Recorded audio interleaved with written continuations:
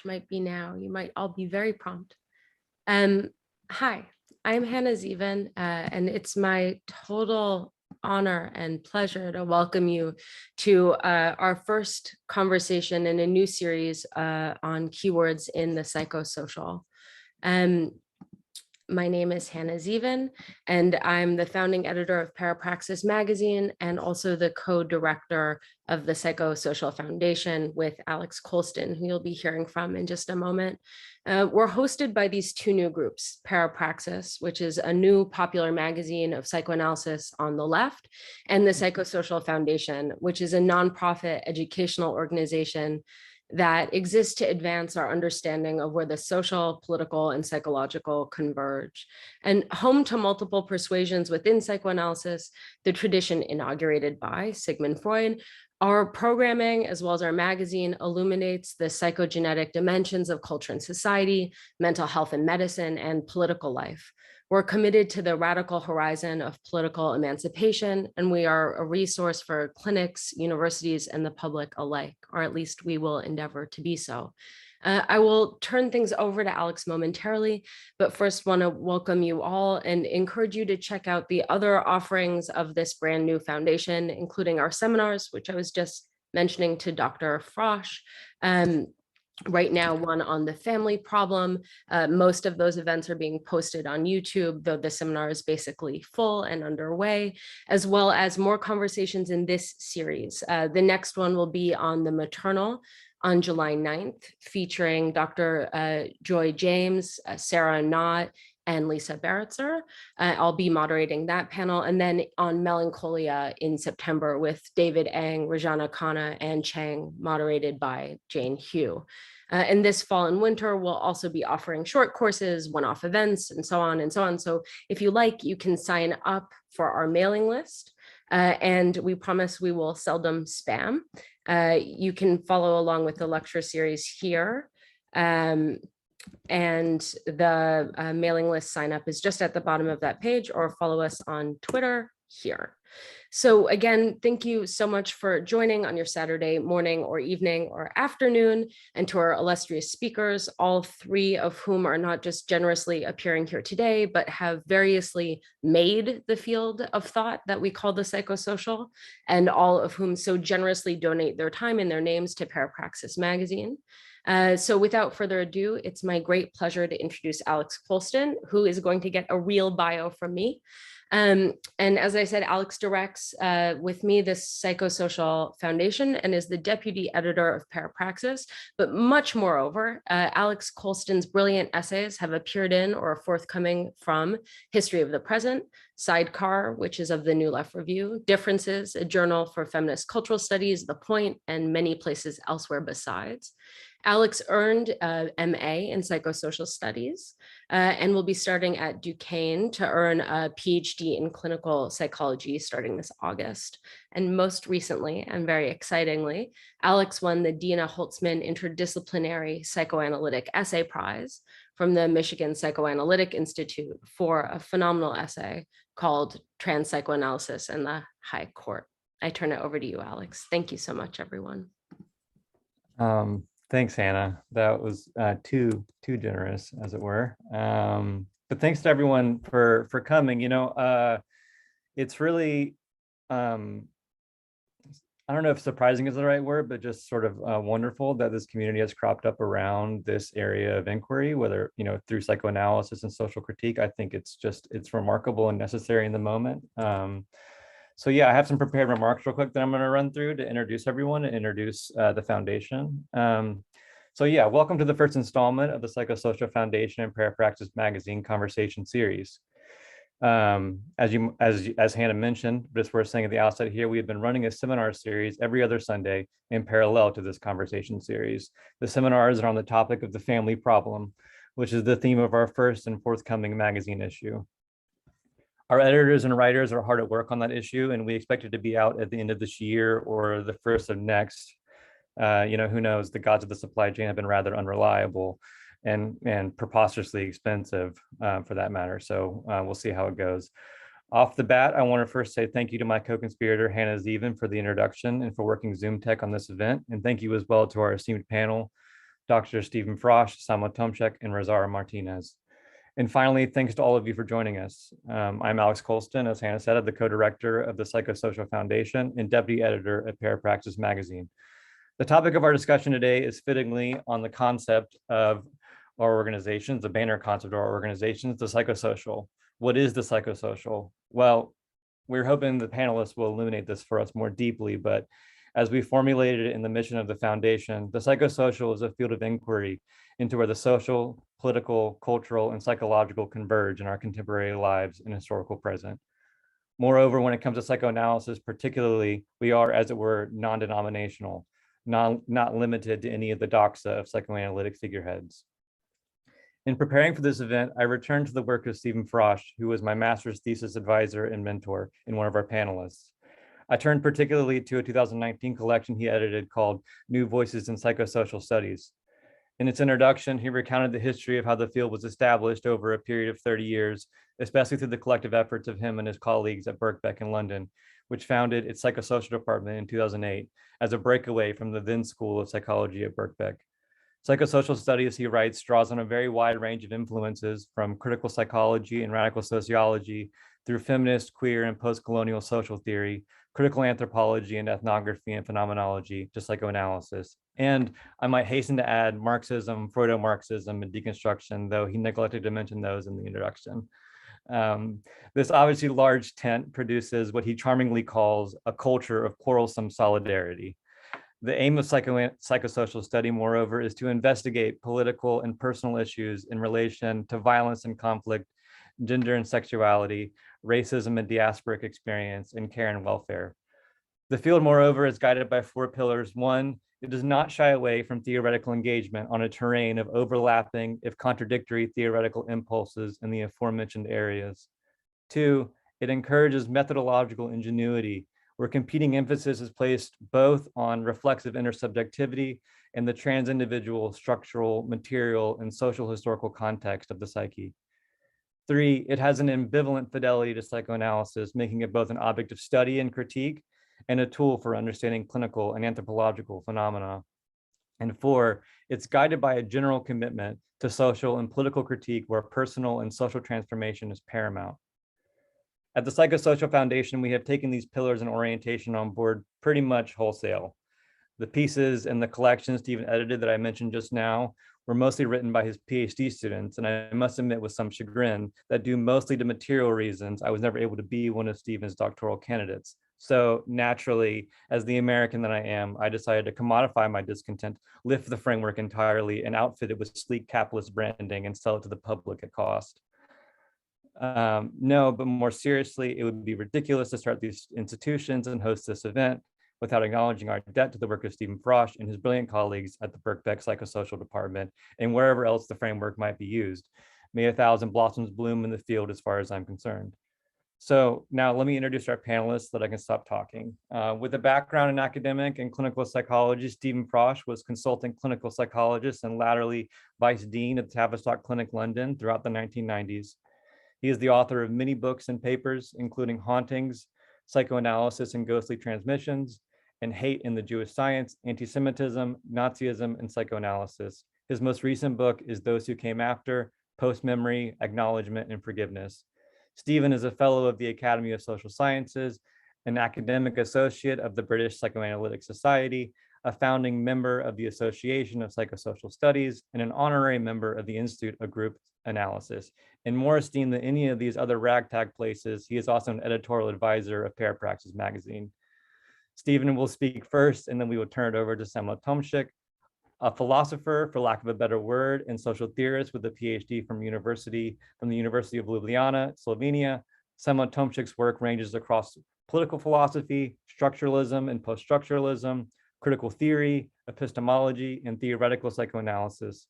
Living in Berlin, he teaches at the Department of Cultural History and Theory at the Humboldt University Berlin.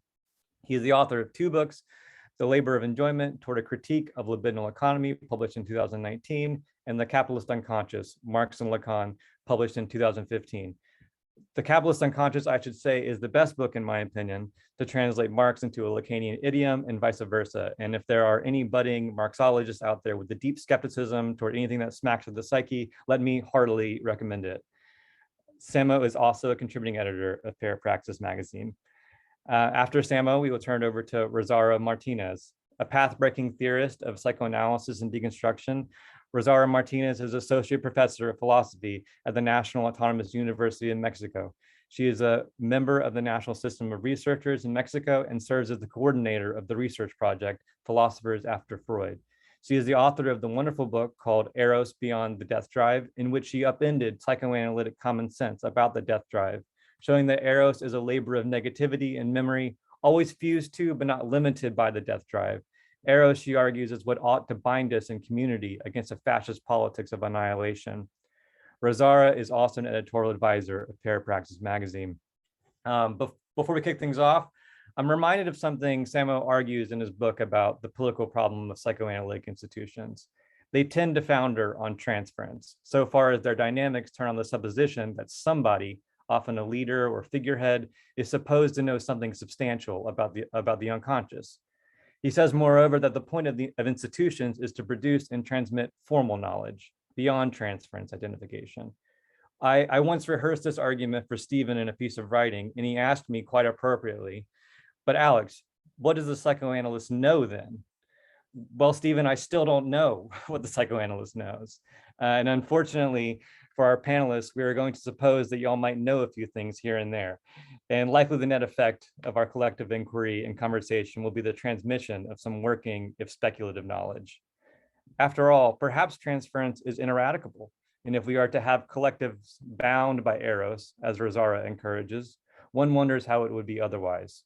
Perhaps, and I offer this tentatively, less from a soaring height than in a searching way, like crawling around looking for my glasses, the real challenge is to maintain a society of horizontal transference that does not repress the unconscious labor of negativity out of view, but sublimates it into a collective and shared effort toward transformation. Perhaps that is part of what communism informed by the psychosocial would entail. Be that as it may, without overstating the political import of what we are doing here today, I think it's self-evident in our historical moment that communities like this are makeshift bulwarks against the politics of fascist annihilation, which rather terrifyingly appear to be ascendant across the globe. Driving the point home in 2018 even, China Miéville has recently written that there has not in living memory been a better time to be a fascist. We live in a utopia, it just isn't ours. I would suggest that perhaps even since 2018, things have gotten a little bit worse, and that's maybe a bleak place to start from, but admittedly, it's realistic and sobering. Nevertheless, with immense gratitude, I will turn the floor over to Stephen Frosh, and after each panelist has given their presentation, I will facilitate a discussion through some questions, and then I will turn the conversation over to the audience for their own prompts and questions. And just want to say again, thank you so much for everyone to be here, and Stephen, please take it away. Well, thanks, Alex. Gosh, that was really terrific. And I hope my informal remarks I'm going to make now aren't going to be too repetitive, because you've just kind of summarized quite a few of the things I was going to say. I mean, I do want to start just by noting how pleasant it is to experience this as a kind of new generation of people coming through, interested in the intellectual and academic terrain that I've worked in for some time. And so it feels like a great moment to be kind of handing over a baton to this new generation of incredibly talented people. I recently had a conversation with Hannah about her book on Distance Cure.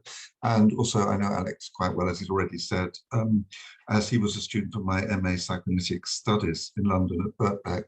And I was kind of blown away also by the quality of what he had to bring, which I think is clearly represented in this community of resistance as he's just described it. I'm going to share, there will be a bit of repetition, because what I thought I was going to do was a kind of introduction to the thinking about psychosocial studies to get us sort of going. And Alex has just done that in a more sophisticated way than I had planned, but drawing on some of the same material. So I'm just sharing this scheme. Alex, could you just tell me, sorry, if the screen is sharing properly? Yeah, it is, yeah. Great. Yep. Good. Okay, so off we go. So I want to say something about then, it's a kind of introduction to the way in which I've been thinking about psychosocial studies for many years, and how, and with my group in my department, the department I'm in, I should say, it's not ownership, the department I'm in London, how many of us think about it, and also a little bit about the kind of, as Alex just described it, the quarrelsomeness of that terrain, and perhaps some things about what that might be. So first of all, the definition that Alex gave before, this is actually also in this, sorry, let me just say something else. The book that Alex quoted from before was, as he says, a book of chapters written by my PhD students over a period of about 10 years, but most of them written in 2018. And I'm really keen on this idea about the growing a community of this kind, which is why I wanted to do that particular book. So much of what I'm interested in here is a kind of brief history of how psychosocial studies might emerge and what might sustain it over time, and indeed the points of friction which might deny it possibility of a future as well, or allow it to be integrated into something else too. You'll notice that despite the way in which Alex just framed things, this is not a specifically psychoanalytic account. And one of the areas of dissension within psychosocial studies, at least as we imagine it in the UK scene, is around psychoanalysis. It's about the extent to which there can be an investment in psychoanalysis as the master discourse of psychosocial studies, or whether the deployment of psychoanalysis is in some ways problematic when it's shaped up against some of the other traditions that we might, and disciplines that we might draw on, such as cultural studies, post-colonial studies, anti-racist studies, and the like, and of course feminism. Anyway, this the psychosocial studies in general and in the UK has had quite a long history, but not one which allowed it to articulate itself as a separate discipline or space of learning until quite recently. I mean, the department at Birkbeck started in 2008, as Alex said, and we started, and prior to that, we were a centre for psychosocial studies within a school, a very neuroscience-oriented school of psychology from 2000. Before that, there was work from the Tavistock Clinic and a little bit of work in one or two other universities in the UK. But I think it's really only in the last 20 years or so that we can start talking about psychosocial studies as an entity. And this, so the association we have now in the UK, Association of Psychosocial Studies, was only formed in 2013. This is how they define psychosocial studies. It studies the ways in which subjective experience is interwoven with social life.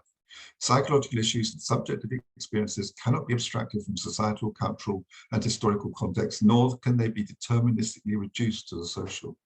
Similarly, social and cultural worlds are shaped by psychological processes and intersubjective relations. And what I want to say briefly about this definition, I'm going to give you a bit more in a moment, it's pretty much, I think, an agreed point of view. That's how it gets onto the website of the association, but it already poses some problems because its starting point is already a kind of division between the psychological and the social. Social and cultural worlds are shaped by psychological processes and intersubjective relations.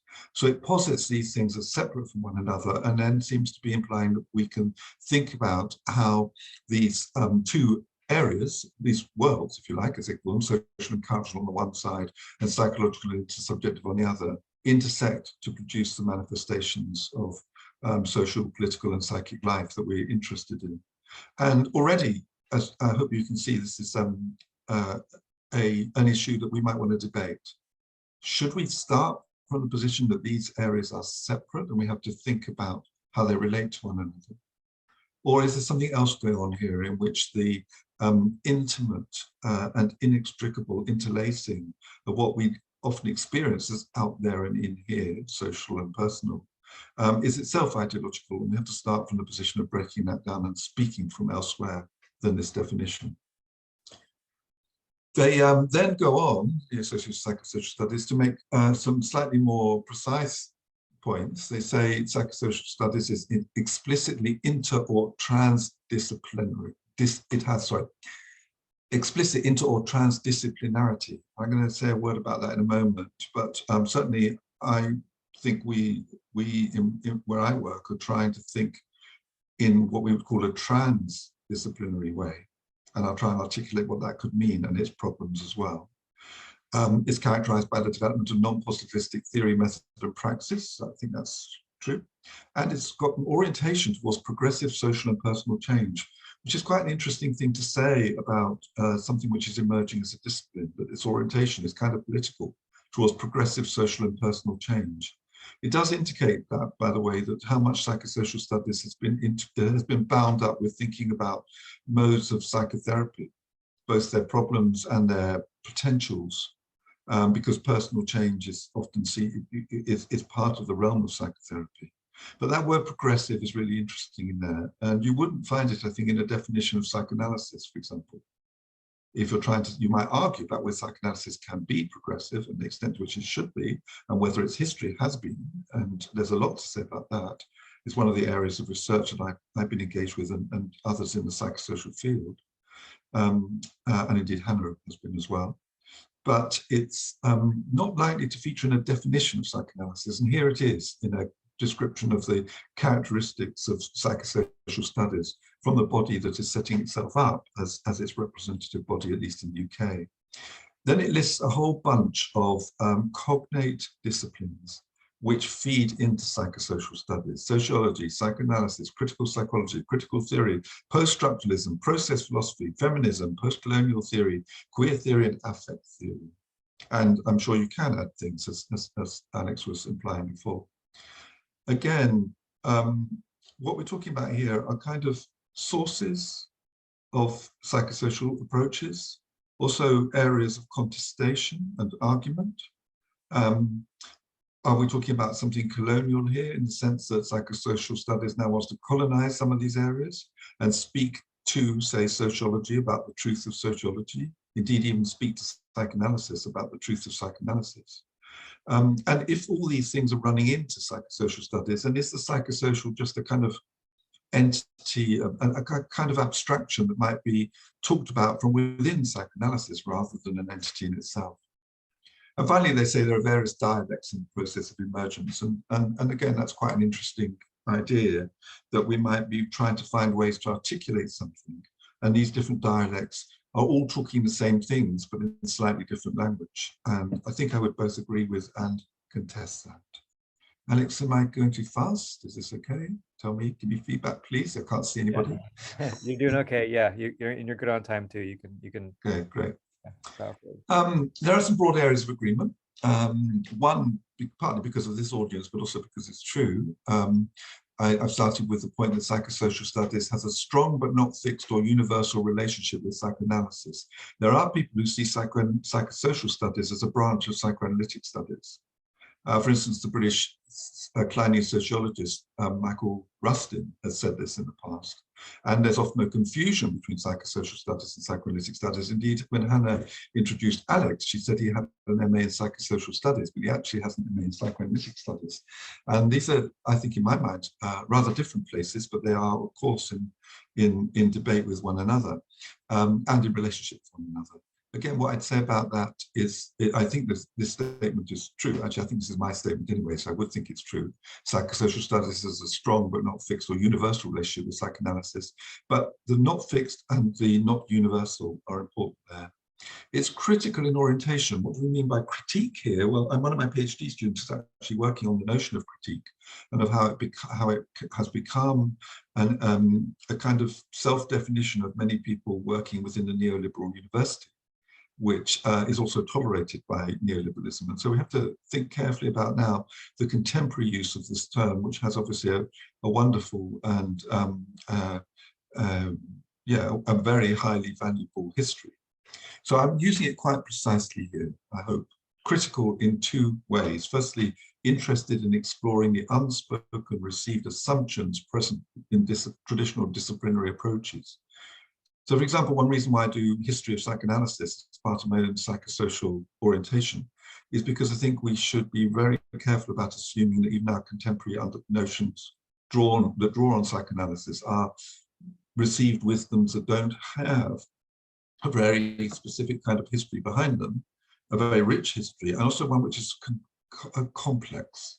There's as I'm sure most people here will know, there is a very conservative history of psychoanalysis to run right alongside its more radical history. And we need to understand how psychoanalysis itself gets appropriated for the different ends that it's used for, and how it appears in its current form. And that's, if I could say so, even more the case with disciplines such as sociology and psychology, which were split from one another in the late 19th century, precisely in order to, I think, to split the human subject in ways that make the subject more manageable and amenable to a kind of, well, let's call it Foucauldian control.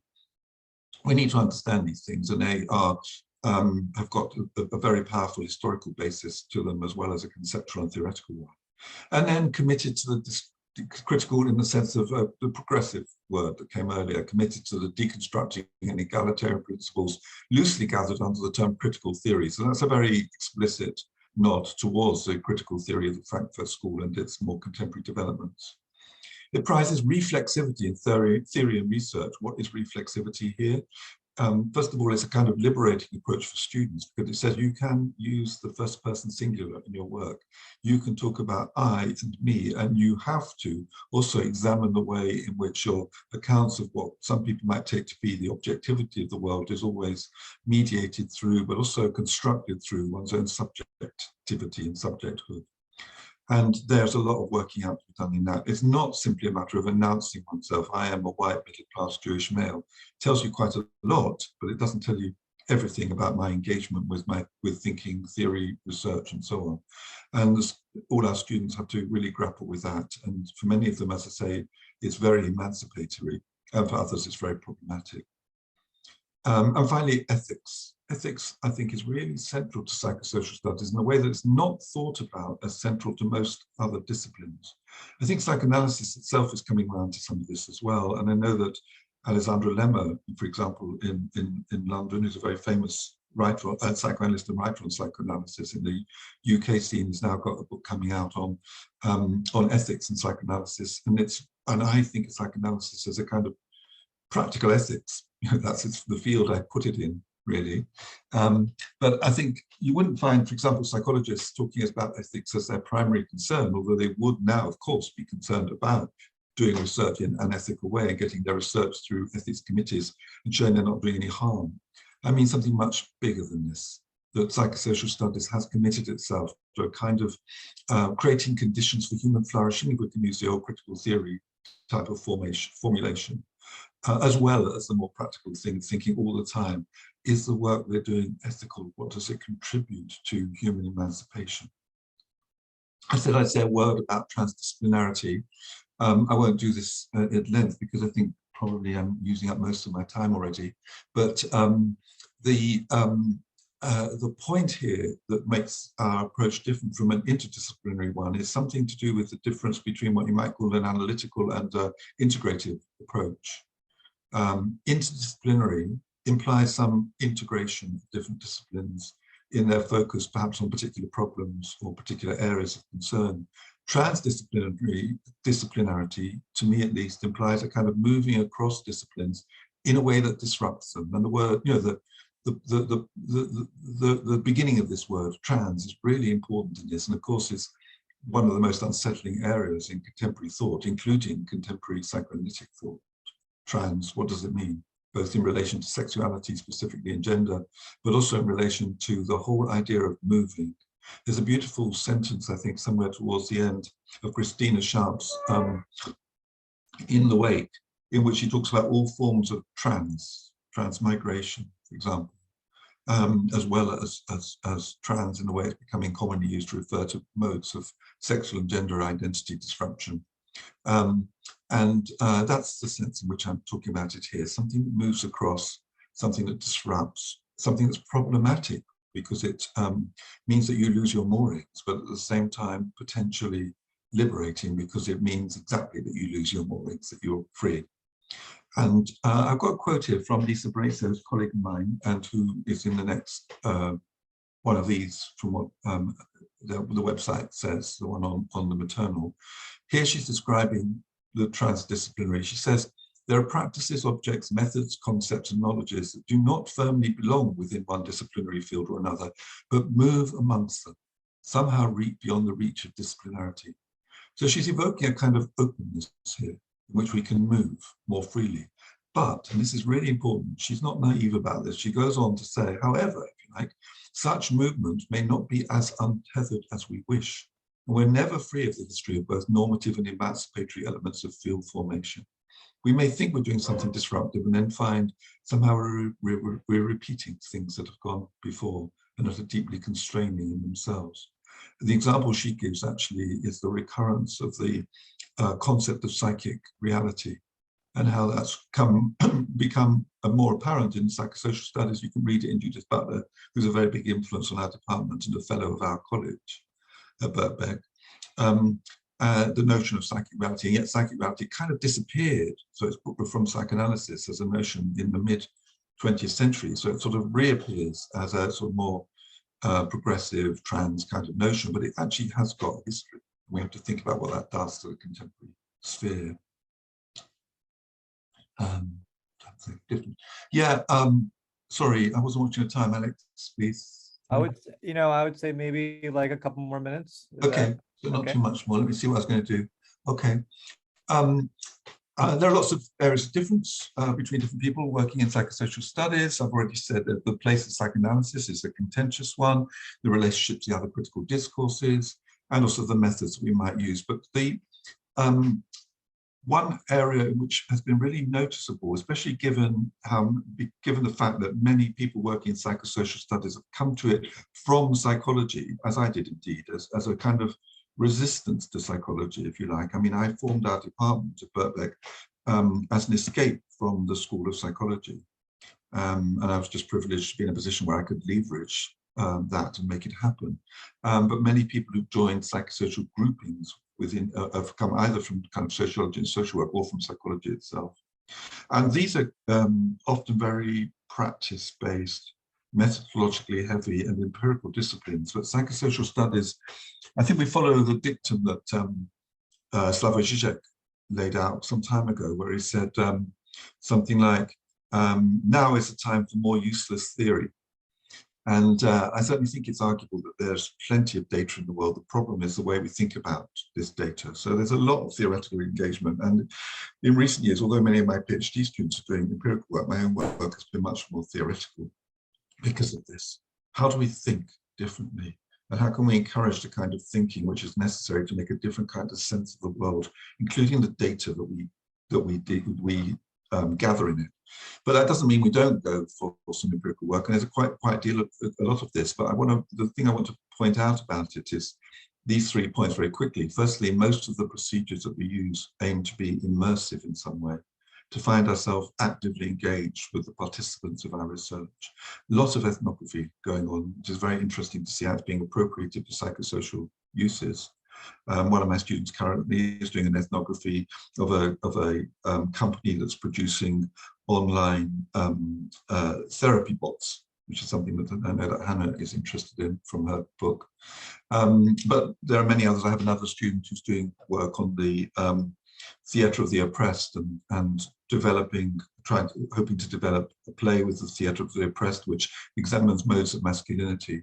So that kind of work, I mean, basically these students, these people are deeply involved, engaged with as participants in their own research. Secondly, as I already said, the issue about ethical practice, in some way, what difference will this research make to people's lives? Can it be justified as an ethical intervention and not just for the sake of some kind of academic knowledge that then does, again, as Alex joked before, become a kind of commercial object? And finally, this deep interest in reflexivity. When I get involved in researching something, what am I bringing to it? What effect is that having on me? And how can I understand that impact as part of the research process itself? Something which, of course, which has a lot of psychoanalytic resonance. I already said this, so I won't do it again, except to note that psychoanalysis is an object of study as well as something that we use. So a lot of work, I mean, I have a student working on what happened to psychoanalysis in the Soviet Union. And so psychoanalysis there is being studied. At the same time, we use psychoanalytic concepts, and indeed she herself, that student, is using psychoanalysis to try and make sense of psychoanalytic history.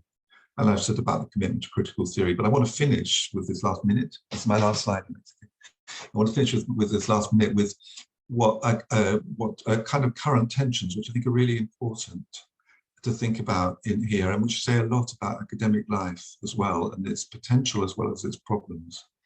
Firstly, I think that the major issues currently around psychosocial studies revolve around racism and decolonization within the university setting. And that won't be a surprise to anybody, I'm sure, because the major issues in the world seem to revolve around racism and decolonization in various ways, including, of course, its intersections with other things. But there's been, again, one of my previous PhD students who did his PhD on Black studies, and in part its relationship to psychosocial studies, presented a very powerful critique of my work and that of others. We allow our PhD students to attack their supervisors. And in his critique, he really put together a very powerful, for me, analysis of the way in which psychosocial studies has, well, if you start from a Black studies perspective, you don't start from where psychosocial studies started or where it is currently. And we need to think a lot about the predominant whiteness of psychosocial studies and its relative neglect of the perspectives that come from Black studies in the decolonizing movement. These are, of course, being added in. There's lots of work going on, but the question is whether adding in is the same as decolonizing psychosocial studies itself. And perhaps that could be one of the topics of our conversation. Would help me to have more thought on that. And finally, something about dynamics of work groups. Psychosocial, all academic groupings have got tensions within them. And for most academics, for many academics, I mean, not overgeneralize, it's a very individualizing profession in which you make progress through what you publish and what research you have, and how well known your name is, and how much the university values you for those things. And you get your invitations to talks of all kinds, including this somewhat more unusual context. And people compete for that. And it's very hard in that context to really develop the kind of community that Alex was talking about in his introduction.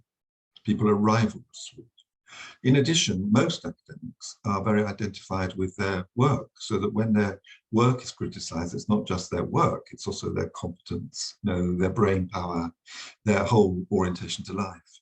Well, this is true, as we say in the UK, in spades about psychosocial research, ultra true, because what do we work on? We work on relationships, on subjectivities, on oppressive practices, on resistance, on gender, on sexuality, on race and racism, things which are really personal to people. And when anything is going on dynamically in a group, these things come to the fore, and they are both intellectual disputes, and they're deeply emotional, affectively laden, powerful disputes, which I think create a kind of vociferous tendency within all the groupings of psychosocial studies. We see it, we've seen it in lots of other places, obviously radical political groups, women's groups, philosophy departments have often been prone to this. But I think there is something both very, very interesting and powerful and fragile about psychosocial groupings, precisely because of the deep investments that we have in the material that we're working. Yes, thanks a lot. And I shall unshare. How do I do that? Oh, pause share, says here. Stop share. There we go. Great. Thank you, Stephen. I think you might have there. You're still there. Okay, great. That was lovely, and I'm really. It was a pleasure to sort of see that I anticipate some of the things you had elaborated on. And Samo, do you just I would just kick it off. Go ahead. Thank you very much. Well, thank you, Hannah and Alex, for inviting me to this wonderful event. And I must apologize in my contribution. I will not be as systematic and global. I took the invitation to offer some reflections on what the psychosocial means to each of us. I would like to share the first association that comes to mind, and that is, I'm sorry to be so uninspired, the Lacanian notion of social bond. And I will be moving within this this horizon. So as you know, Lacan introduced the notion of social bond, also calling it the discourse, in the late 1960s in reaction to, on the one hand, the May 68 events, and on the other hand, also to the emerging discourse analysis, for instance, Foucault's archaeology of knowledge, which could be seen as sort of a silent dialogue partner of Lacan's turn to discourse.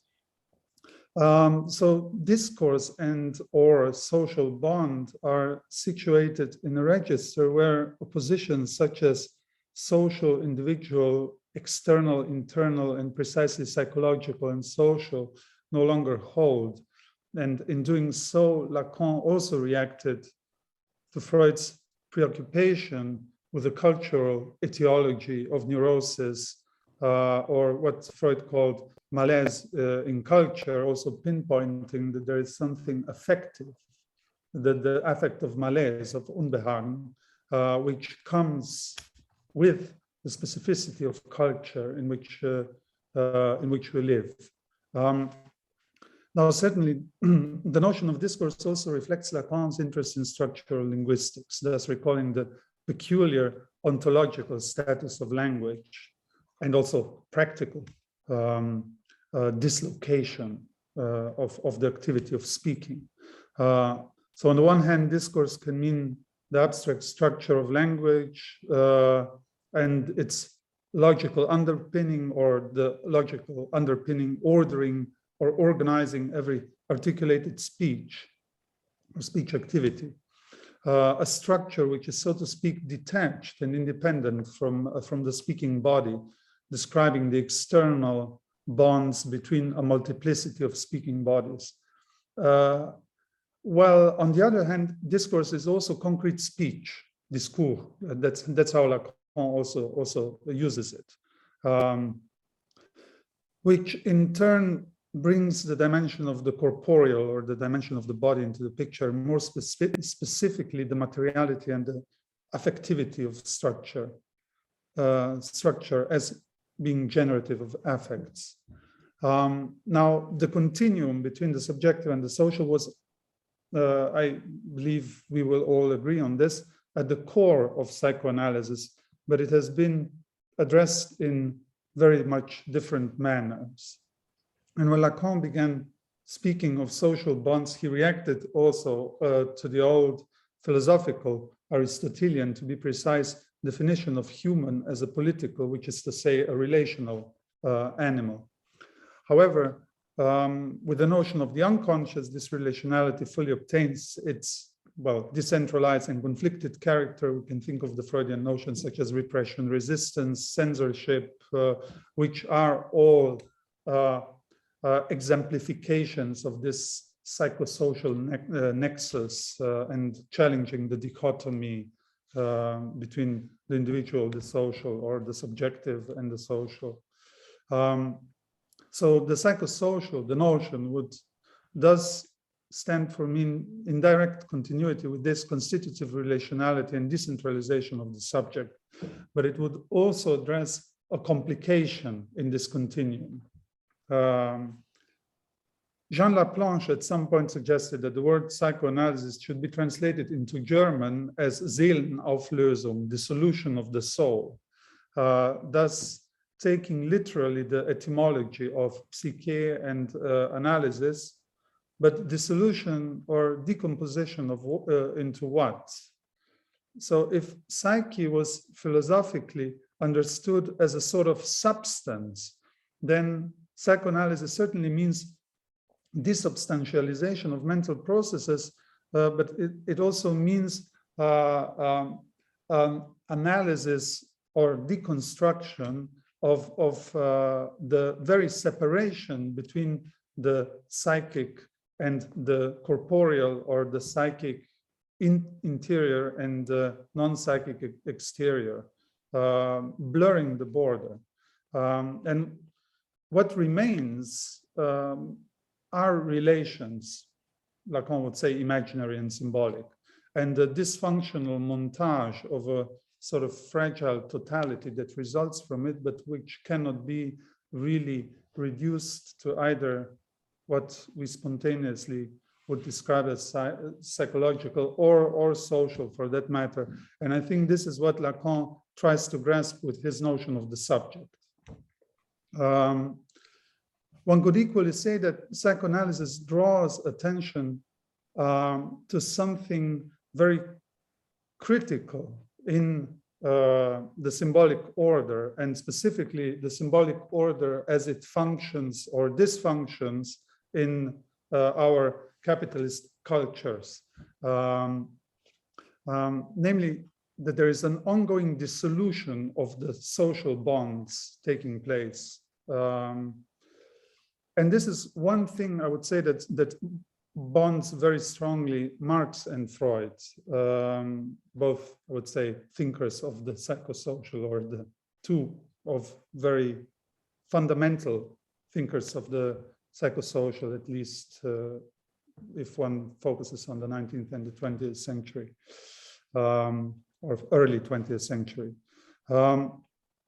So one thing that they most certainly have in common is that their work and method have been repeatedly declared outdated, unscientific, or restricted only to the historical and geographical context in which they emerged. So for Marx, again, the 19th century industrial revolution, and for Freud, the crisis of bourgeois family and patriarchy in the early 20th century Europe. However, there's a symptomatic flip side to this framing. Marx and Freud also continuously return in critical theory in the broadest possible sense, specifically in the moment of intensified social crisis. So in a way, gathering here as a reaffirmation of the political aspects of psychoanalysis, which is also one of the aims of Parapraxis, is actually a case of that.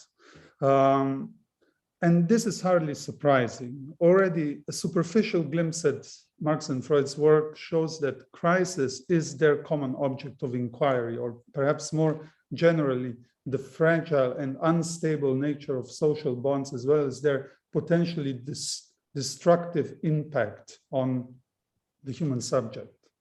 That Marx is taken seriously precisely in times of economic crisis is hardly surprising. Contrary to the political economic belief in, meanwhile also outdated belief in the rationality or inherent rationality of economic subjects, the calculability of their presumably private interest, and finally the assumed self-regulating and self-corrective character of the markets, so the inherent market sociality. Marx demonstrated that, as we know, capitalism is a crisis-ridden economic order, an organized disequilibrium accompanied by continuous systemic violence, which is value generating. So that's the, that's the main insight, I guess, of Marx, not the link between value and labor, as they usually say for labor theory of value, but sort of this violence as value generating. The very notion of surplus value brings this critical view of economic reality to the point, and also touches upon what is the antisocial dimension, I would say, of capitalism that Marx very directly addresses. So for Marx, this surplus object must be associated with a specific dynamic of the capitalist mode of production taken as a whole. And he uses the term drive, trieb, to name this dynamic. And I would say that with the notion of trieb, we enter again in this zone of indistinction that is called the psychosocial. Characteristic for this economic drive, this modern economic drive, is the push to self-valorization of value. In other words, the detachment of value from every social dimension as a means of exchange,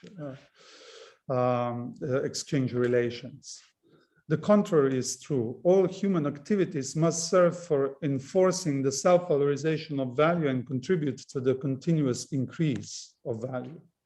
On the level of capital, Marx thus detects an active indifference of the economic logic to the reproduction of life. The only life that matters is the life of economic abstractions. And Freud's work too continuously developed in the direction where it confronted this dimension of the antisocial in the guise of systemic instability and violence, as well as an underlying cultural indifference towards human suffering, a cultural cruelty, which he found inscribed in the individual mental apparatus in the guise of the superego. Despite their speculative and sometimes overtly myth-forging character, you can think of the figure of the obscene Urvater and the primal horde, Freud's mature cultural writings continuously thematize the countercultural tendencies within culture, tendencies that Freud equally brought together in the notion of the drive. Or more precisely, Freud, as you know, proposed two names for pinpointing this problematic dimension of the drive, the notorious death drive and the less prominent drive of aggressiveness. They are two manifestations of the same violent force that Freud associates with, well, a Lacanian would say the symbolic order, but Freud speaks more of cultural institutions such as religion, morality, but also economy. It is important perhaps to recall that the death drive stands for violence directed inwards, hence onto the subject, is generating an interiority also, perhaps one could say. Freud's recurring example here is moral and sexual masochism, whereas the drive of aggressiveness stands for externalized violence, and this is where there is a possible intersection between Freud's and Marx's frameworks. The drive of aggressiveness can be brought together with the manifestation of sexual, racist, and ecological violence. In Freud, too, the drive is associated with a specific surplus object, as you know, an object that he names Lustgewinn, yielding pleasure, and that Lacan then translated with surplus enjoyment in direct reference to Marx's notion of surplus value. Moreover, Marx's Capital and Freud's increasingly significant engagement with the cultural conditions, such as in his already mentioned Civilization and its Discontent, intersect not only at the point of a homologous surplus object, but also, and moreover, in providing the same diagnostic. We live in a socioeconomic system which can be best described as organized antisociality, a social order which actively dismantles the bonds that would otherwise hold society and subjectivity together. Beyond the cultural frameworks, this dismantling is inscribed in the very condition of the modern scientific and economic ideal, the the mastery of nature, the aggressive overtone of which can be hardly overheard. And needless to add, the human subject falls, of course, here on the side of the dominated. In sharp contrast to the political economic assumption of the inherent sociality of the markets, or even of a society of the markets, Marx's critical program is equally organized around the insight that the capitalist mode of production is inherently antisocial. And he brings this antisocial character of capitalism to the point in various manners, for instance, by characterizing the capitalist organization of production as production for the sake of production or overproduction, by pinpointing the drive of self-valorization, already mentioned as the essential tendency of capital, and finally by introducing the notion of surplus population, which ultimately claims, or ultimately kind of plants the thesis that capitalism progressively transforms humanity into a redundant form of life. The most superficial expression of this organized antisociality in the economic sphere is the relation of competition, which is moreover systematically imposed as the paradigm of social relation in the capitalist organization of political interactions. And as others have already pointed out, the logic of competition is accompanied by a most problematic systemic affect, resentment, which stands in direct continuity also with Freud's engagement with the increase of aggressiveness in the modern cultural condition. So perhaps to conclude or to come to the end, maybe some thoughts on resentment and our present crisis of the social, in the guise of war that never really ended, and what also never really decreased sexual violence and racism, the fortification of surveillance capitalism, the climate emergency, etc. All this perhaps requires that we reach back to Marx and Freud's contribution to the critique of capitalist anti-sociality. And today it became fashionable to diagnose the end of neoliberalism, this controversial epoch in the history of capitalism in which the withering away of the social, to paraphrase Engels, intensified due to the failure and utter self-discrediting also of the 20th century communism. But I think with resentment, we enter, I would say, the most problematic core and the most central psychosocial problem of the psychosocial in the present, the very heart of the affective life of capitalism. Resentment may just be the affect which exposes the enforcement of antisocial tendencies of capitalism on the level of political subjectivity and social networks. At the same time, it leads to the very core of the historical organization of capitalist social bonds, since it pinpoints an ongoing tension which works on the disintegration of society by pitting diverse social groups against each other, for instance, and thus disorganizing political subjectivity and emancipatory struggles.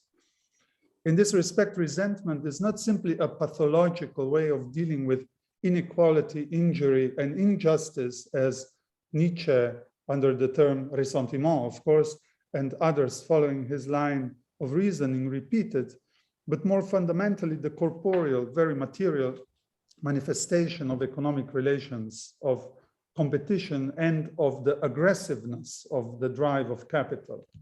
One can also recognize in resentment a specific affective relation to difference, and more specifically, a manner to toxify difference, to basically educate us to relate to every also emancipatory struggle, which is a struggle for difference, for the right of difference, in a toxic manner. Resentment then appears as an affect which signals that our social being is explicitly framed by mutual hostility. And to repeat, this hostility is structural, structurally generated by relations of competitions on the most superficial manner, which determine and dynamize not only the economic sphere, but also, and more fundamentally, serve as the paradigm of an antisocial social relation, if I may say so, in the modern organization of social existence or of social beings. So I think this would be like a kind of anxiety provoking core problem for me personally, but I'm sure that I'm not the only one, which I would associate with also the encounter and the aims and struggles of psychoanalysis and critique of political economy or critical theory in the broader sense. And yes, I guess the trap is great to be I mean, the danger is great to get caught in sort of political pessimism. That's something that is very often reproached to Freud, but I think that we still have to perhaps learn to distinguish between demobilizing pessimism and a very sober realism, which I would say that Freud was politically pushing for. And I would add here and thank you for your ears and patience. Thank you, Samo. I almost want to call it a productive intervention, but that might be the ironic word to use there. But I appreciate it. Rosaura, go ahead. Well, thank you so much, Alex and Hannah, for this invitation. And thank you so much to Professor Frosh and Tomšič for sharing this dialogue with me. As Tomšič apologized before me, I'm not going to be as pedagogic as Professor Frosh, and also because I don't want to repeat what he has already explained to us, shared with us, and also published. So what I'm going to do is to talk about my work, like my questions, my concerns, and so I thought that maybe in this way I can share with you what's the psychosocial or the psychopolitical for me. So well, of course I'm following Professor Frosh because I think the psychosocial as the sphere that brings together the psychological and the social without postulating these two spheres as distinct from one another. As Professor Frosh and Bareitzer say, the psychosocial no hyphenated. Sorry for my English. It's not my first language. So like amoeba strip, underside and top side, inside and outside flow together as one, and the choice of how to see them is purely tactical, they say, just like the decision as to whether to look at the subject from a social or a psychological perspective. So I agree with Frosh and Bareitzer in that psychosocial studies have from the very springing of the discipline an ethico-political concern for the subject and for the collective. So my research question has mainly been on violence and the ways in which we can resist it, or in Derridian terms, radically defer it. Here again, I follow Derrida in his conference, Psychoanalysis, States of the Soul, where he claims that after Freud's discovery, and yes, I agree, discovery of the death drive, nothing can be said about violence and cruelty without psychoanalysis. This obviously does not mean that to understand violence, we can only go and study the death drive. No, it only means that we must pay attention to this force or we will miss a great deal of the phenomenon. So listening to Derrida, I went and did my homework, as he liked to say, and I studied the death drive, and I found mainly two problems. First, that when this force tends to eliminate alterity, then the death drive or the drive of aggression as a psychic force is a social problem. And second, when it's oriented towards the self, the death drive itself, it colludes with the superego to destroy the subject. And the superego is the psychic agency that incorporates the values and morals of society. If these are cruel as they are today, then a social phenomenon becomes also psychic. These are therefore psychosocial and psychopolitical problems. Here I also follow Judith Butler when they affirm that when we ask about violence within a relational frame, as I do, then we are asking about the psychic features of social relations, and that convergence is psychosocial. And I quote them: violence and non-violence remain issues that are at once social, political, and psychic, and the ethical reflection on the debate, therefore, must take place precisely at the threshold of the psychic and social worlds. End of quote. So then there is the question of why psychoanalysis. I work with the Freudian and Derridian understanding of the psyche as a writing machine, or as a text or textile of memory traces. But what does this mean? It means that the psyche is the difference as a trace or difference as trace between the force of the world that stimulates or even annoys one, let's say, pre-organized human living being, and the resistance against this stimulation. which is a resistance against the world itself. Freud explains this pretty well in Beyond the Pleasure Principle when he thinks of the origin of the psyche and even of life in general as traumatic. In chapter 4 of Beyond, Freud observes that the actual origin of the psyche is trauma. That is, an excitation coming from the external world that is experienced as violent. The intrusion of an external force is registered as discomfort, so the organism reacts by setting in motion mechanisms that will eliminate the excitation. The drive that initiates this propensity to discharge is the death drive working to recover an earlier state. All organic life, Freud explains, tends toward the restoration of an inorganic state or a previous state. After the Beyond the Pleasure Principle, he thought this in a more explicit way in his note upon the mystic writing pad, where he explains that the psychic is a writing machine as the memory traces are, again, inscriptions resulting from the world stimulation and the resistance against this stimulation. So the psyche is from its origin a hybrid, I don't know how to pronounce that, formation, an amalgam from the social and the singular resistance against it. Another central concern of psychosocial studies is the subject, we know that. Although the subject and the psychic are not the same, they are both hybrid formations. Following Butler, the subject is a tropological and paradoxical movement, a reflexive turn that at the same time that subordinates or subjects us to the law of the other is also an act of self-subordination, and in that sense, an act carried out by an agency.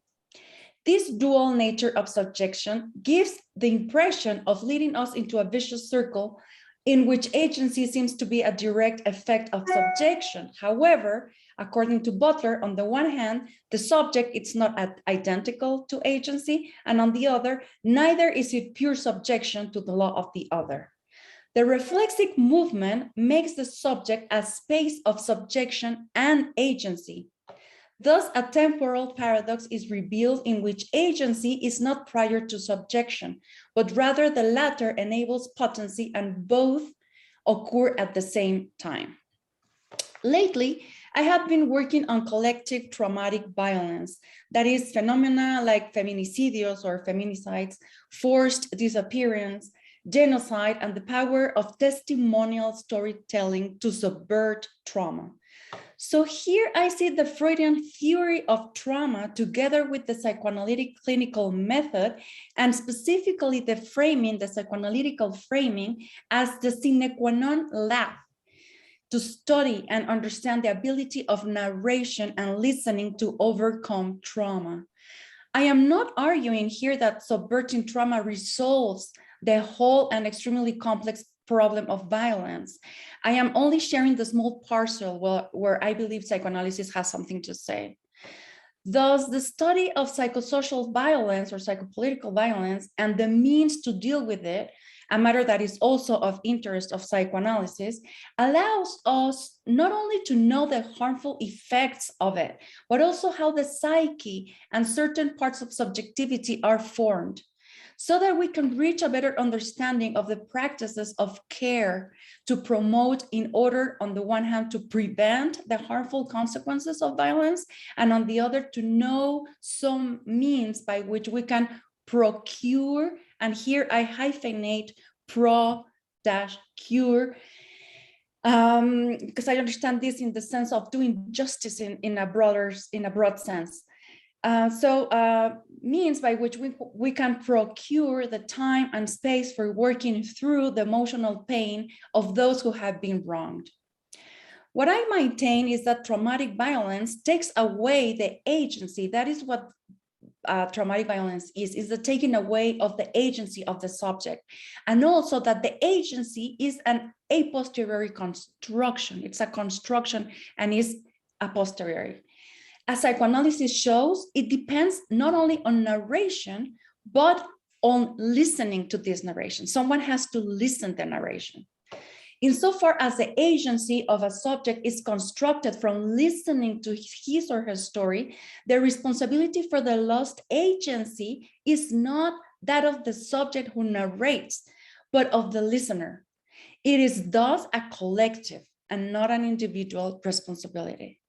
So we are responsible for everybody's agency. Therefore, the recovery of or construction of agency after the traumatic experience depends on the auditory hospitality of another, as Arendt and Ricoeur also imply, with the idea that it is the account of the fact that unfolds the who of the action. But furthermore, although there are certain madness or levels, quantities of psychic suffering that seem to nullify even the possibility of agency, it is not because of different, this is not because of different psychic structures. I'm a Freudian here, but because the life of the unfortunate and the listening capacity of an ordinary subject willing to lend an ear are not enough for certain amounts of violence. By this, I do not mean to say that these grievers should be abandoned because it's impossible to listen, let's say, no? We should not abandon to their fate, but rather to point out the opposite. On the one hand, it will be necessary to form extraordinary subject, to construct extraordinary psychoanalysts and solidarity people solidaria, I don't know how to say that, gente solidaria, who will be able to listen to what has so far been unheard and collectively build, as Maria Rosario Acosta's vocabulary, new grammars of listening. We need new grammars of listening that give language, space, and time to the experience of extreme violence.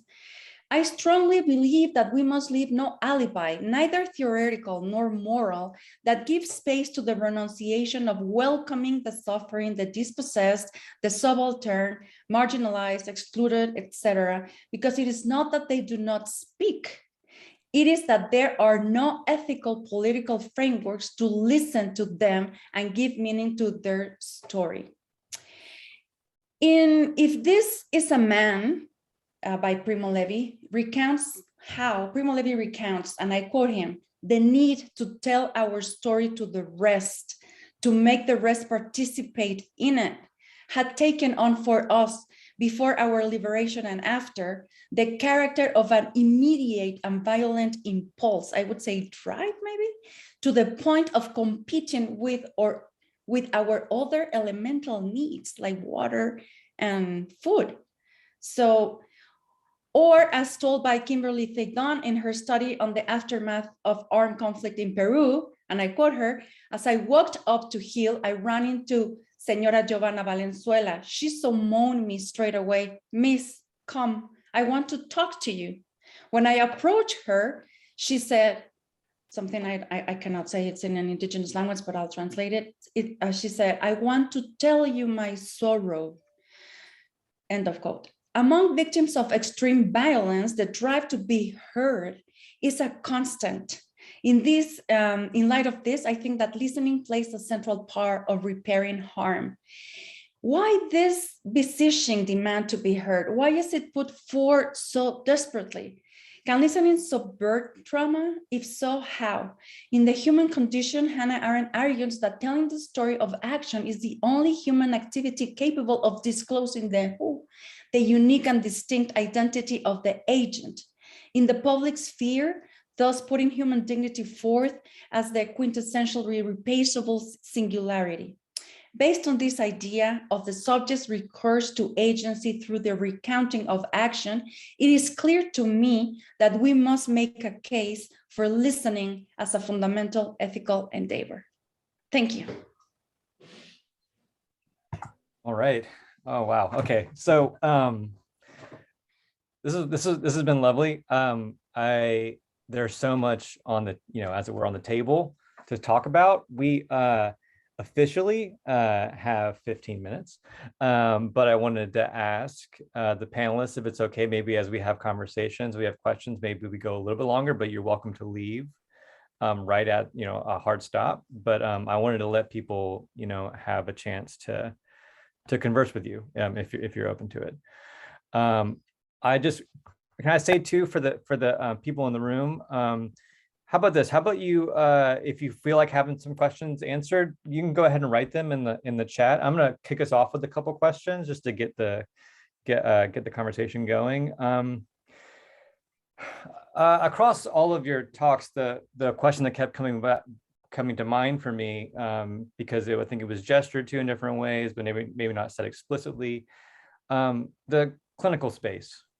We have a lot of clinicians in our ambit and in our orbit, and we, a part of what the Parapraxis is about is saying, okay, well, what do clinicians do? What is their purpose? What is the purpose of the clinic, either politically, socially? I mean, I'm thinking now of like Samo's talk about, the antisocial violence in the structure of capitalist modernity, and I'm thinking too here of Rosaura, your speech about how you're talking about how listening is effectively we could say, a counter to this violence, this traumatic violence. And then Stephen, I think also a part of your talk is to say, well, the psychosocial space, the psychosocial concept necessarily means that the clinic is not, right? Clinic is a social space, right? It's in fact, and we can imagine, if we were to be idealistic about it, maybe that it's a space of socialization that's not antisocial in the sense that Samo was talking about. So I want to pose this question to each of you, and just whatever comes to mind, we'd love to hear about it.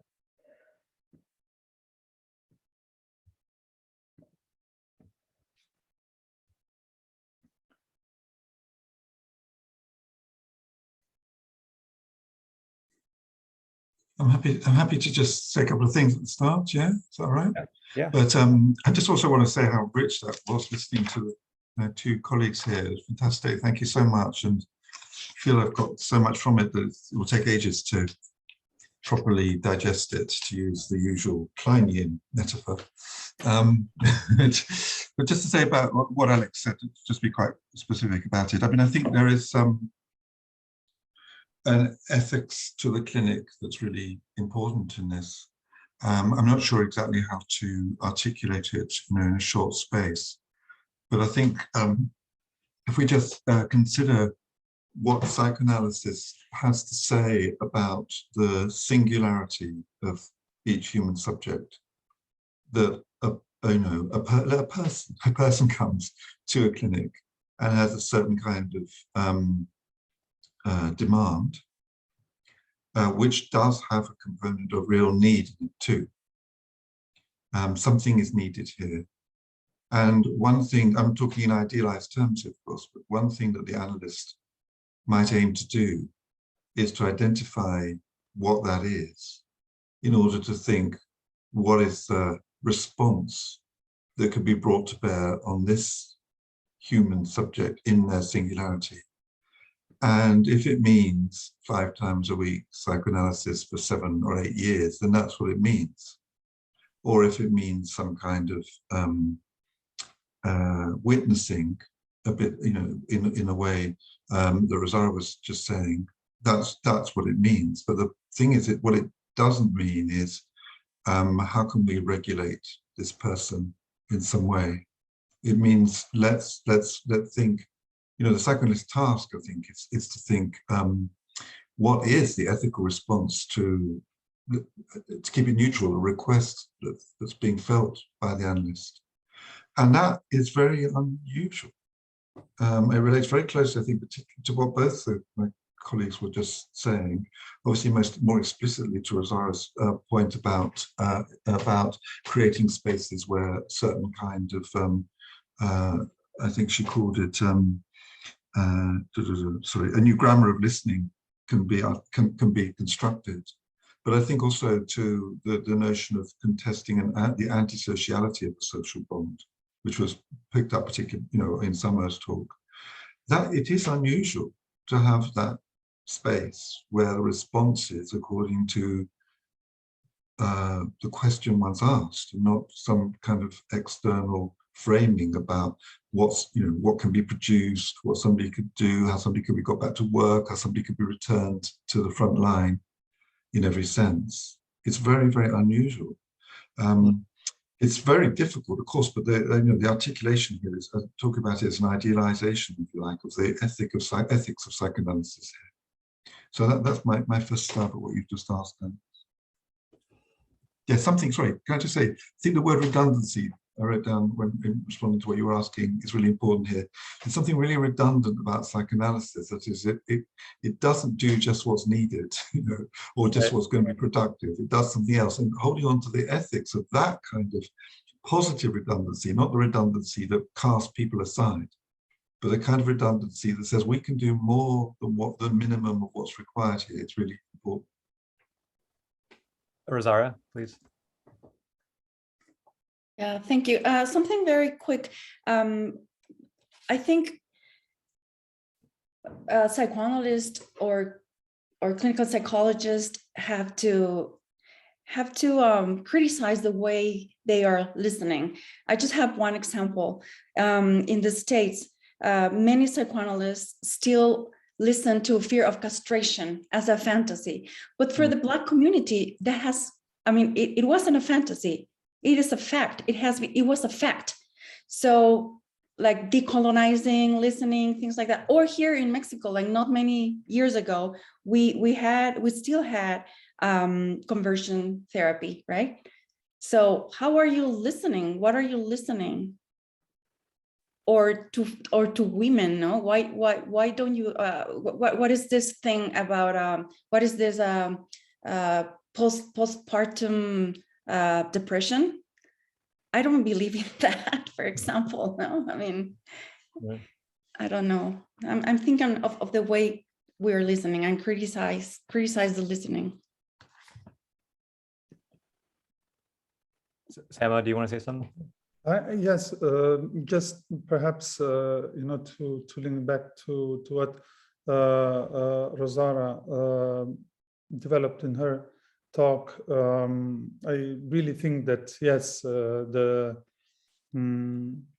aspect of listening is equally important to constantly accentuate, because yes, analysis is a direction of speech, but it's directed, it's the ear organ has not taken as much attention, also in the Lacanian theory, which is all about the practice of speech and the deadlocks of speaking and so on and so forth. But the response is the listening. It's not the interpretation.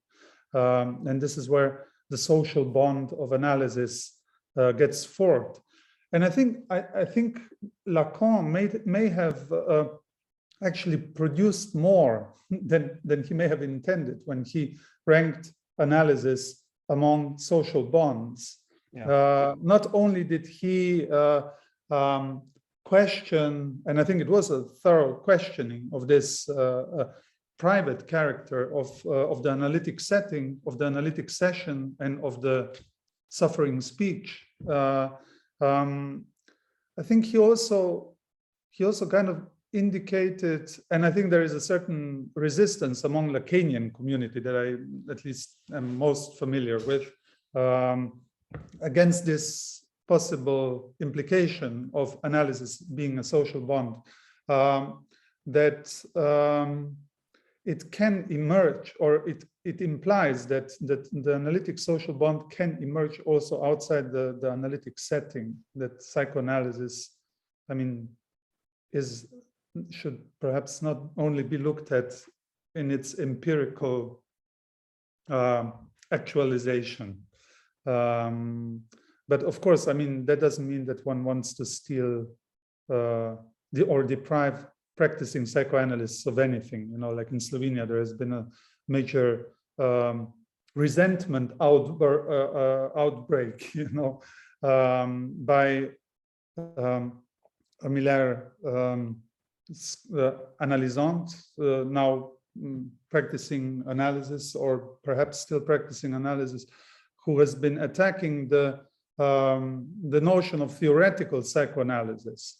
Right. I mean, also here, I think the notion itself may not be acceptable for analysts, but I think it sort of addresses, that analysis is always already coming as a sort of surplus,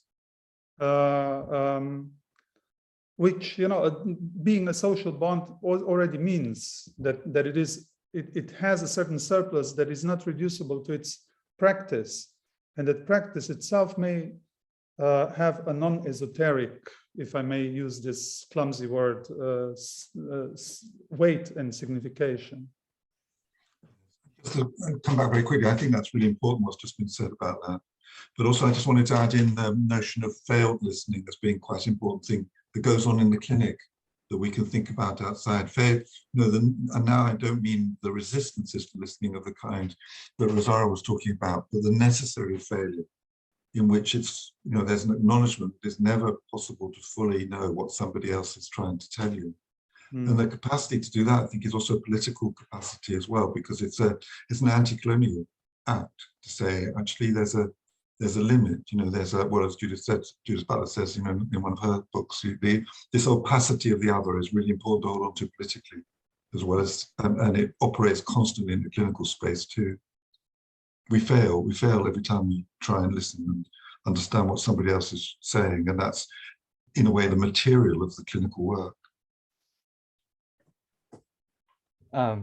Those are great answers. I'm just going to ask one more, I think, just to kind of thematic questions that the foundation and the magazine are really thinking about right now, on top of this question of the clinic. I think, on some level, we're talking about, I'm reminded of the kind of like funny, ironic, dialectical point that Adorno makes, which is that there is no such thing as a society, right? It has to be posited sociologically, right? And I'm thinking too that there's kind of social formations, right, that we are essentially attached to as spaces of society, of sociality, and the one we've been really thinking about deeply in the last few months at the magazine is the family, which seems to be the primary place of socialization, right? So much so that it actually engenders the neuroses that make later socialization either difficult or amenable on some level, right, to capitalist modernity and larger structures of exploitation and oppression. So I guess this is a kind of abstract question, but I'm wondering how should psychoanalysts and psychotherapists and the psychosocial generally take the family formation? What is it? Our big question is, can it be abolished in the sense of like the private economic household, right, of the Marxist tradition? And what would it mean to abolish the private economic household? And what, in a way, sublates it or replaces it as the kind of early grounds for socialization? And for having the kind of capacity for listening and working through and psychical trauma.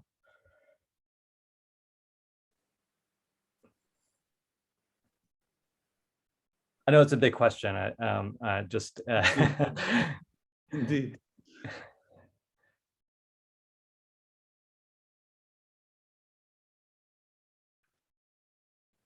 I mean, I would say it just wouldn't be very long on this one, because it is a question that would require much preparatory reflection. But my instinctual, a very non-Freudian notion to use reaction would be that what is problematic about family, and also I think that's what you have indicated also in phrasing the question or the problem, is that it stands within the social function of the family is, next to being reproductive, also that it stands for this attempt to privatize the social, to sort of delegate a function that a socioeconomic order would perhaps need to fulfill onto a small, delimited, and somehow also through this kind of mythical or desperate attempt to link the biological with the symbolic set of relations to break down this sociality under this. Even though I mean, I have to think of well, Margaret Thatcher's, you know, there is no such thing as society. There are individuals, individual men and women, and there are families. Right. So this is her political ontology. There is no such thing as society, but there are individuals. So there is the traditional binary sexual difference, and there is this also very traditional heteronormative reproductive unit, and they take care of themselves, or they look upon themselves first. So they are inherently egotistic. That's the baseline, and putting family and individual men and women or binary sexual difference at the baseline is a prohibition of the existence of society, or the prohibition of any mode of sociality which would not be moving in this triangulation of sexual binarism, heteronormative family, and the affects that come with competition. And I mean, I think Freud saw what utter damage is being done through this. I mean, we didn't need neoliberal, the voice of neoliberalism to tell us that this has been an inherent programmatics of capitalist modernity.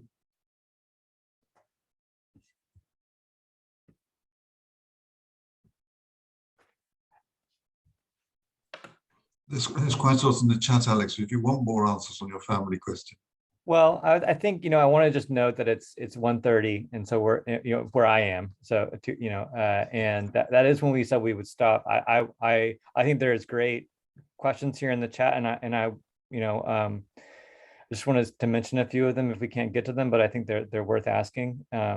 And you know, it says, you know, Martin says, ask the question, okay, well, what about the creative potential of the death drive, right? What does it mean, you know? And I think that's actually a really great question. And you know, I think psychoanalysis has kind of actually struggled over that, right? I mean, Reich would say that the death drive is capitalist and it's destructive, just you know, to core, right? But then there is this, but you know, in the maybe in the Lacanian framework, the signifier is, you know, we live in its creation, but the creation is based on a negation, a fundamental negation, a negativity, a labor of negativity even. And I think that's actually in Rosaura and Samo's work in different ways with different emphases. So I think that, you know, I mean, and to be kind of blunt, I mean, maybe I shouldn't say this because it's being recorded, but, you know, social transformation will require some amount of destruction. I think there's no question about it, right? I mean, it's one thing to say, okay, well, the capitalist structure is antisocial and violent. Well, I mean, you know, it's one wonders how you get out from underneath the thumb of it on some level, right?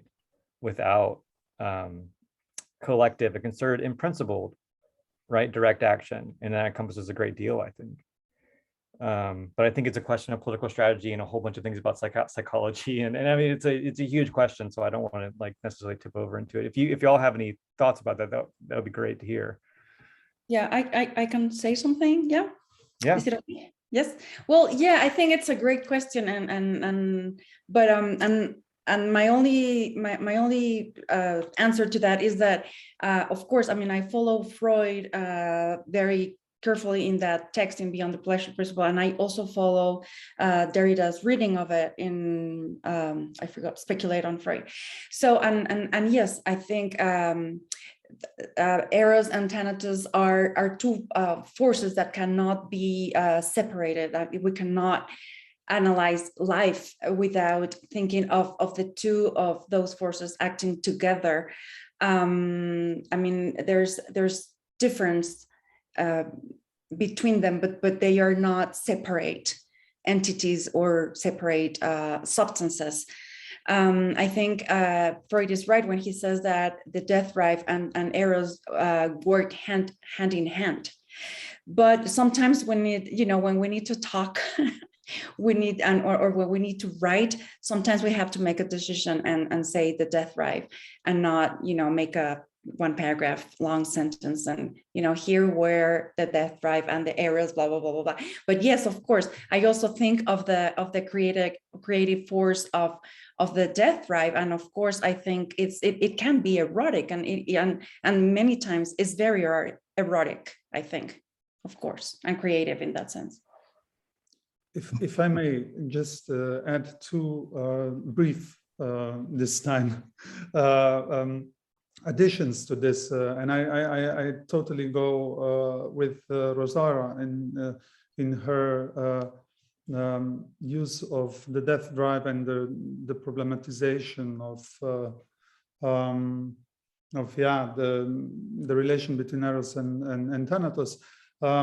The main problem in Freud is that the drive is the problem of an ambivalence that pertains to the drive, and I think this is where he breaks it up into two distinct drives, which actually more like this describe two possible bendings of the force of the drive,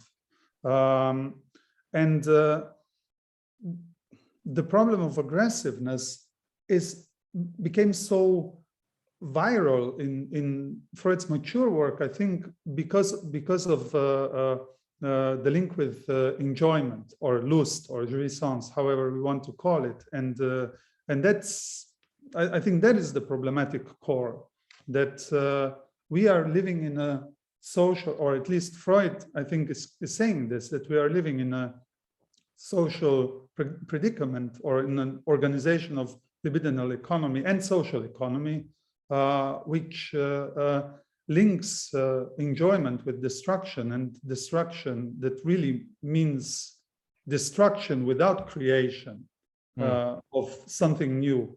The only thing that is created is value that increases, but everything else is dissolving. So I would say, I think, just like I continuously repeat to my students, we have to take the death in the death drive seriously. I think we also have to take aggressiveness in the drive of aggressiveness. And I mean, he also speaks about the drive of destruction and breaks it into these two drives. So this complication in Freud's drive theory is often omitted from the picture, that at some point he comes to the drive of destruction and breaks it into aggressiveness and death drive, and the way they relate. So yeah, even destruction is kind of internally doubled. Yes. Yeah. Right. Yes. Right. Joshua, I see your hand is up, and I want to welcome you in and speak if you like. Yeah, great. I'm calling from Boulder, Colorado, in the United States. And I wanted to talk about the aggression that Martin pointed out. And I know in Civilizations and its Discontents, Freud encourages a shift from aggression to libido. That's sort of how he looks at creative aggression as actually love, or libido instinct. But I think what Rosario was talking about is a fear of castration. And I think there's always going to be a fear there, fear of loss of love, or fear of castration fear, that can mitigate the creative aspect in a negative way. I just wanted to make that point.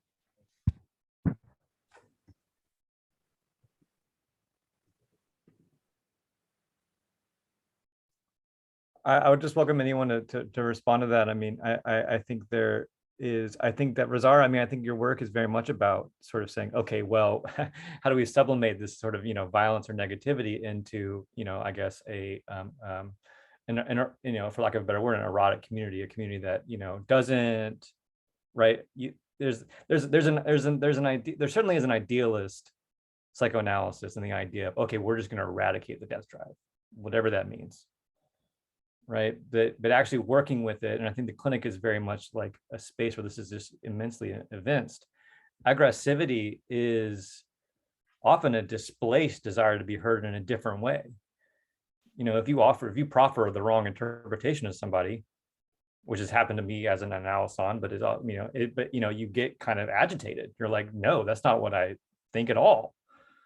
So it's this kind of, it's being affixed with this image maybe of oneself that has this kind of phantasmagoric aspect in society that psychoanalysis maybe lets you work through on some level, right? The negativity, untying of social bonds. I mean, Samo, you said this sort of great thing earlier, which brought up a lot of questions for me, but it was, there is a way that I think that the dissolution of the soul in terms of literal psychoanalysis, it's an enticing idea that you actually have to traverse, right, on some level, the fantasy of who you are as attached to this particular social historical, right, construction of where you are. That said, though, I thought immediately, Samo, when you said that, I was like, well, isn't that also like the definition of psychosis? The complete dissolution into, right, and manipulation by this sort of external puppeteering, right? But then I think, so it's a question for me, I think, on some level, but I think I think psychoanalysis kind of in a broad church way can kind of say, well, definitionally, there's a tension between the psyche and society. And we try to eradicate it in these different ways, right? Through an annihilatory politics, right? Or a delusion. I mean, it's worth saying that Freud's very explicit about psychosis, right? It's restitutive. It heals you on some level. And so, we have so many questions, and I just don't want to keep people. But I also want to let people talk if they would like to. How's everyone feeling, I guess, just among the panelists? How are we feeling? I'm going to have to stop in a couple of minutes. Yeah. But I just want to make one comment, just brief, which is about the discussion really about death drive and violence, which I think is really important, and also the points about the erotic elements of death drive and so on. But to me, one of the big questions which psychoanalysis poses is about the recovery, which in a way you've just spoken to briefly, Alex, or alluded to. The death drive is real, violence is real. What happens next? What is the recovery from that once you acknowledge that? And I think that relates back to your first question about the clinic, but it's also a question about the operations of death drive in all the violent forms that we see it arising in our contemporary social world. What comes next, and what are the potentials for moving on from the moment of destruction?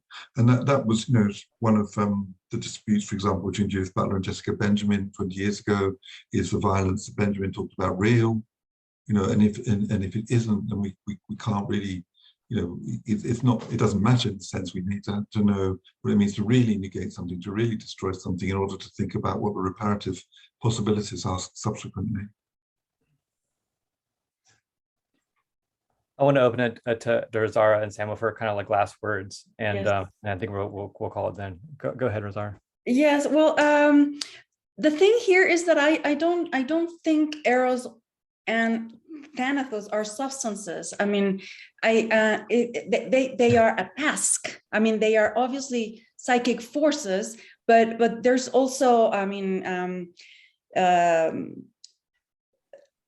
actions and things we can do to let's say cultivate one or the other, right? I mean, I think it's kind of like they are like fire and air, let's say, and we are both. We're fire, but we're also air. So we have to understand how to use our air in order to cultivate one or the other. And I think of eros as our political task, as people, as thinkers from the left, people that are that we're committed to emancipation and etc. I don't think that our political project can be the eradication of violence, because and I also think we should start distinguishing between aggression and violence, as Judith Butler does it. Like, I mean, when she talks about nonviolence, she thinks of it as a battle, as a fight, as an aggressive fight. but there's a distinction between aggression and violence. Maybe we should start putting Butler into the beyond the pleasure principle. But well, as I'm using here Freud's vocabulary and not Butler's, I think what one of our tasks is to cultivate interdependency. And we should see that as a political and ethical responsibility. And to cultivate interdependency also obviously means to destroy some of the neoliberal projects, right? The first thing we should think of is destroy the fantasy that we're not interdependent beings, right? And that we're autonomous. And that has also to do with the discussion you were having about family. I think that's one of the biggest problems with our society, thinking of families as the origin of socialization. I think families are being exploited, right? I mean, we have to do everything. I mean, I live in a family with 2 kids, and we have to do everything here in the household for ourselves, right? There's lack of public and good free education. There's a lack of good public services of health, and there's also lack of the socialization of care, right? I cannot take care of my kids by myself. I mean, that's something that it's obvious. I mean, there's not enough time and energy and desire, also all that, right? So I think also it might not be the problem might not be the family as a structure, but how we think of it, how we fantasize about it. That's a really great answer, Rosaura. Thank you. Samo, do you want to go? I would just link to what Rosaura said about Eros, and also I would go along with her in having a certain affirmation or reaffirmation of the concept also in Freud, because I would say spontaneously, and I think this also resonates with what you said, Rosaura, that Eros is a placeholder for solidarity. Not this kind of romantic politics of love, blah, blah, blah, whatever, some, pathetic, desperate romanticism or whatever. It's just, I think Freud is here also an old-fashioned, Republican, freedom, equality, solidarity. But, solidarity is also the name of an affect, I would say, not only of a stance or positioning towards the other or towards difference. It's the name for a social bond, a social bond that's not grounded on precisely aggressiveness, on destruction and extractivism and so on. I think maybe we can also work on converting Freud's implicit republicanism to an explicit psychoanalytic communism, because that's I think what is the signifier that still has to be reappropriated, precisely because it has been so misused or actualized in the 20th century. It has to orientate us towards something else than what communism historically or real socialism stands for. Otherwise, we are indeed doomed. Yeah, it's hard to argue with the Republican ideal of freedom from domination. Yeah, absolutely, and I think that's the problem with contemporary, but not only contemporary capitalism, or with liberalism and neoliberalism, that they are actually implementing or imposing an anti-social understanding of freedom, or unbound freedom from constraints, and the two constraints are equality and solidarity, or difference. Yeah. Okay, well, that's a great point to end on. I want to say thank you to everyone. There's this note in the chat from Rob Irving where he says, Adam Phillips suggests Winnicott introduces the common tradition into psychoanalysis, and I am a partisan of this idea. I do believe that psychoanalysis, if it is to exist in the 21st century, would be a comic science. It would not be a tragic science. It would not be a tragic science of the destruction of and the lament of the destruction of life, but actually a way to find new forms of solidarity. Everyone did so wonderful. I feel like I hope people got a lot out of it, and we will have this uploaded for people who weren't here, and I really cannot thank you enough. I'm really glad that y'all are a part of this foundation and part of the magazine, and yeah, hopefully we can find ways of working together in the future, and we will stay in touch. And I should say just one last thing. Speaking of the family, the next installment of the conversation series is on the maternal. Maybe the beginning of overcoming tragic loss, as it were, for the child. And great. Well, it was so lovely to talk to everyone. It was so lovely to have these conversations. Y'all did so wonderfully. And yeah, we'll talk soon.